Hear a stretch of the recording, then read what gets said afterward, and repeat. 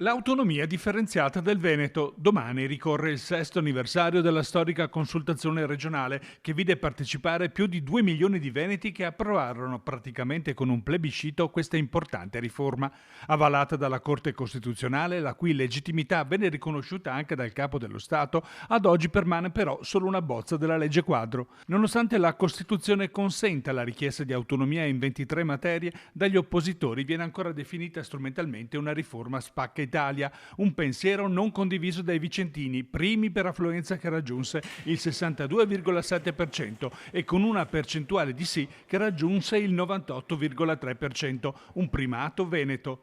Un risultato allora che stride con l'attuale fase stagnante dell'iter legislativo. Una forte resistenza romana che evidentemente sta creando problemi. Nonostante questo il popolo veneto si è espresso nel 2017, gran parte anche dei veneti confermano la volontà di volere a tutti i costi questa autonomia che permetterà una gestione diretta dei fondi, ma soprattutto anche una riforma della qualità della vita in meglio, che è l'auspicio che ci poniamo tutti noi. Quindi in questo anniversario, a distanza di 6 anni, l'auspicio è che si possa finalmente accelerare. L'impressione è che l'iter sia molto fermo e soprattutto che si vada a strappi, cioè che ci siano momenti in cui sembra che il percorso prosegua e poi però si ferma di nuovo.